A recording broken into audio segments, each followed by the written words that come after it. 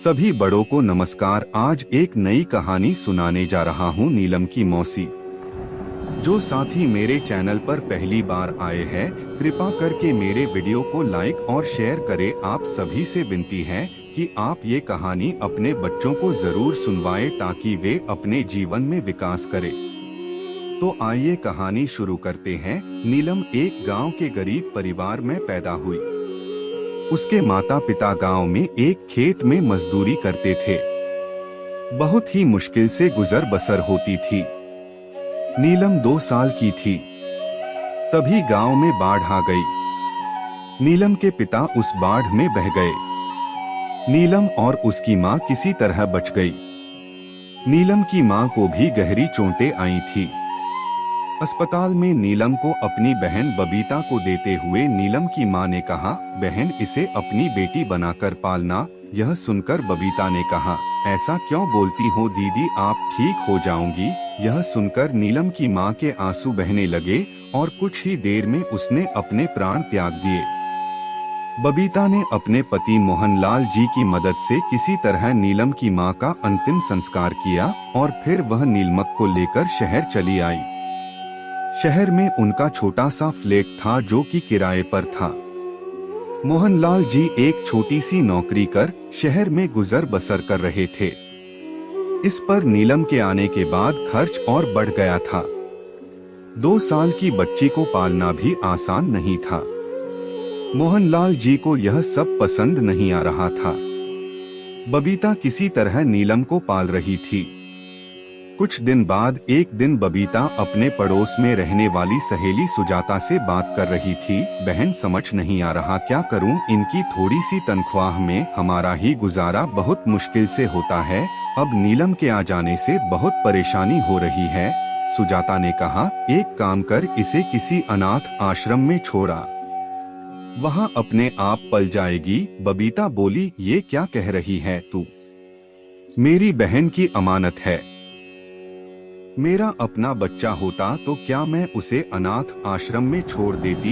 यह सुनकर सुजाता ने कहा, मुझे माफ कर दे, न जाने मैं भी क्या बोल गई। एक काम कर, न मैं इसे कुछ घंटे संभाल लूंगी, तू कोई काम ढूंढ ले। मेरा मतलब है कुछ घरों में काम करना शुरू कर ले, सुबह साफ सफाई करने का काम मिल जाएगा, उससे इसका खर्च तो निकल ही जाएगा। बबीता ने बोला, तू ठीक कह रही है, अगर तू इसे कुछ देर संभाल लेगी तो मेरी बहुत मदद हो जाएगी। सुजाता ने कहा, अरे ये तो पुण्य का काम है, तू चिंता मत कर। बबीता को एक रास्ता नजर आ रहा था। शाम को उसने मोहनलाल जी से बात की। उन्होंने कहा, जैसा तुम चाहो करके देख लो, नहीं तो इसे किसी को देना पड़ेगा।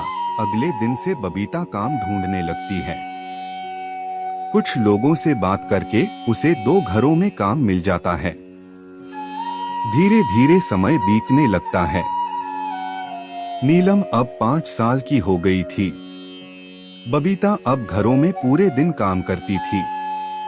नीलम अब घर में अकेले रह सकती थी। बीच बीच में सुजाता उसकी देखभाल करने के लिए आ जाती थी।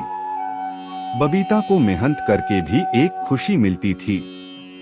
नीलम को वह बहुत प्यार करती थी। धीरे धीरे मोहनलाल जी का स्वभाव भी बदलने लगा था। वो भी नीलम को अपनी बेटी मानने लगे थे। बबीता ने नीलम का एक स्कूल में दाखिला करा दिया। दोनों नीलम को बेटी की तरह पाल रहे थे। नीलम जब 14 साल की हुई तो उसे पता लग गया था कि वह अपनी मौसी के घर में पल रही है। बबीता दिन भर काम करती थी। शाम को थक हार कर जब वह घर आती थी तो वह नीलम से कुछ काम करने के लिए कह देती थी, जिससे नीलम को लगने लगा था कि उसकी मौसी खुद तो सारा दिन घूमती रहती है और सारा काम उस पर डाल देती है। नीलम के मन में मौसी के प्रति नफरत सी भरने लगी थी। नीलम अब सुजाता से भी बात नहीं करती थी, इसलिए सुजाता ने भी आना छोड़ दिया था। उम्मीद है आपको कहानी पसंद आ रही होगी। कृपा करके मेरी वीडियो को लाइक शेयर कर दे और मेरे चैनल को सब्सक्राइब कर दे। अब आगे की शेष कहानी सुनिए। इसी तरह समय बीत रहा था। समय के साथ नीलम के मन में बबीता के प्रति नफरत बढ़ती जा रही थी।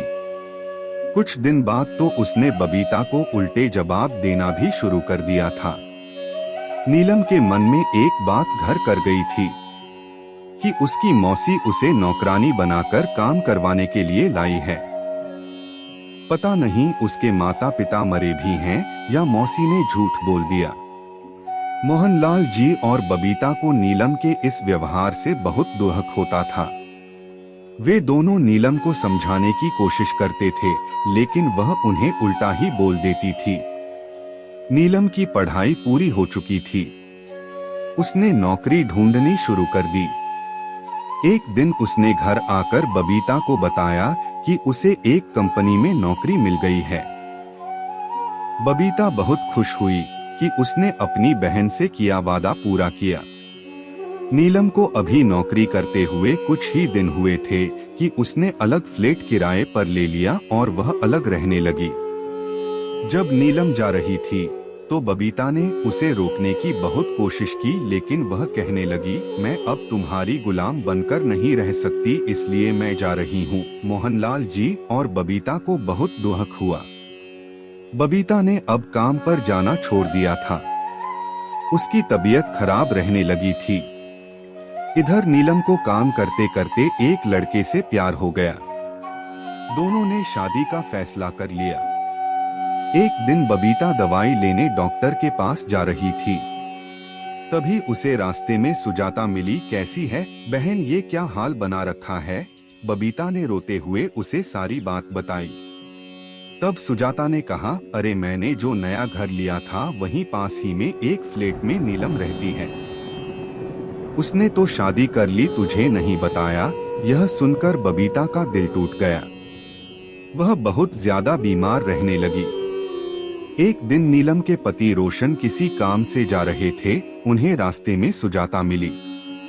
पड़ोसी होने के नाते सुजाता ने नीलम का हाल चाल पूछ लिया। तब रोशन ने पूछा कि वे नीलम को कैसे जानती हैं?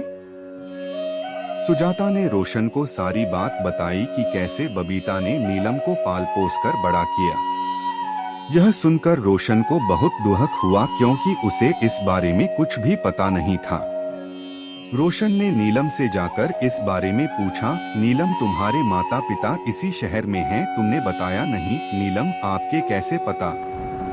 वैसे वे मेरी मौसी हैं, जिन्होंने आज तक ये नहीं बताया कि मेरे माता पिता कहाँ हैं। वो तो बस मुझे नौकरानी बनाकर रखना चाहती थी।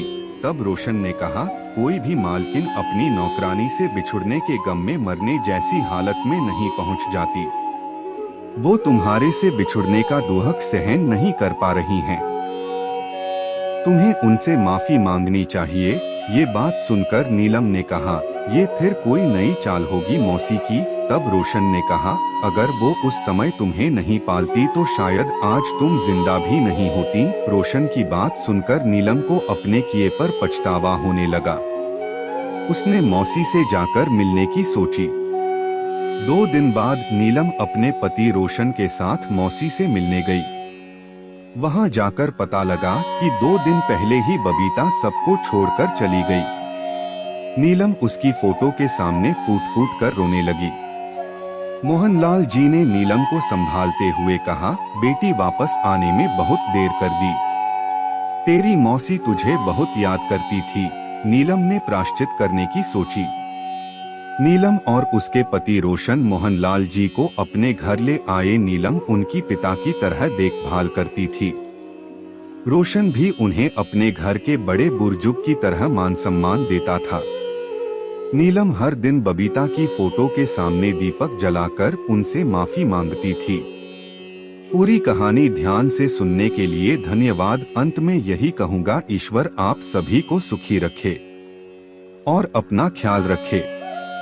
उम्मीद है कि आपको यह कहानी पसंद आई होगी। आपका कोई भी सुझाव है तो मुझे कमेंट में कह सकते हैं। कृपा करके आप मेरे चैनल को सब्सक्राइब करें और मेरी वीडियो को लाइक करें। अब मैं मिलता हूँ आपको अगली वीडियो में।